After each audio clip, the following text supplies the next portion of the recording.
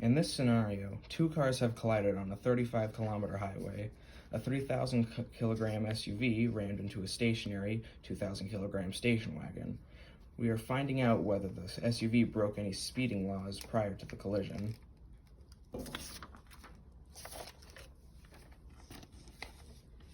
Because the cars left skid marks on the road, they can be used as the distance traveled to calculate the initial velocity right after the collision. Using the equation v squared equals v naught squared plus 2a delta x, we first solved for the wagon's initial velocity.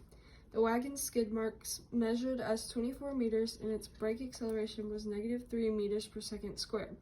Since it is stopped at the end of the 24-meter skid marks, the equation can be plugged in as 0 equals v naught squared plus 2 times -3 times 24, with 0 being its final velocity.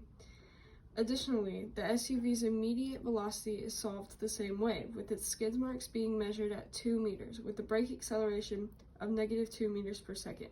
The equation is plugged in as 0 equals v naught squared plus 2 times -2 times 2. Immediately after the collision, the SUV was traveling with a speed of 2.83 meters per second and the wagon had a speed of 12 meters per second.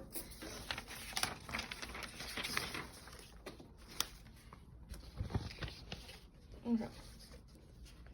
To solve for the speed of the SUV prior to the collision, we use the fact that momentum is conserved in a collision to find the SUV's velocity using the equation m1v plus m2v equals m1v plus m2v after the collision.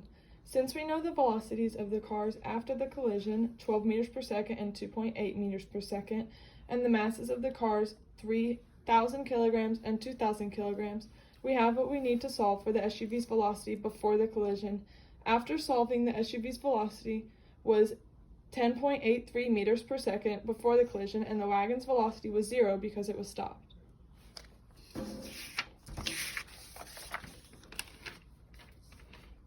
To find if a collision is elastic or not, the change in kinetic energy must be found. Using the same type of equation for momentum, which was altered for kinetic energy, we have all of the variables. We have the weight and the velocity for both before and after the collision, and so for solving it, we added together the SUV and wagon after the collision, and it was found that they were not equal to each other, and which means there was work done. To solve for that work, we subtracted the original from the final to get 19,920 joules, and so since there was this much work done, it meant that the collision was inelastic.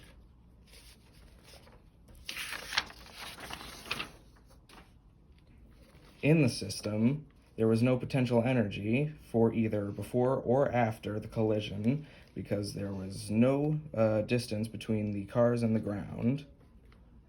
And so for the SUV, it had a larger kinetic energy than after the collision due to the negative work done from the collision. For the wagon, it had positive work done equal to the work after the collision. And for the entire system, the prior energy is greater than the final energy, also due to the work done from the collision.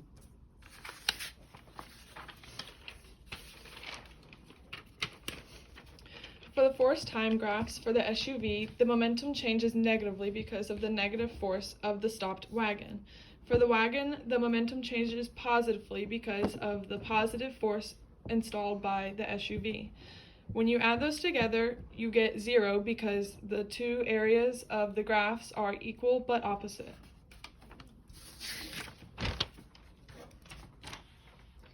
In this scenario, we were asked to find out if the SUV had broken any laws. Because the speed limit on the highway was 35 kilometers per hour, the 10.83 meters per second velocity must be converted. After conversion, the speed of the SUV was 39 kilometers per hour, which is over the speed limit. Therefore, the SUV driver broke the law by speeding, thus contributing to the crash.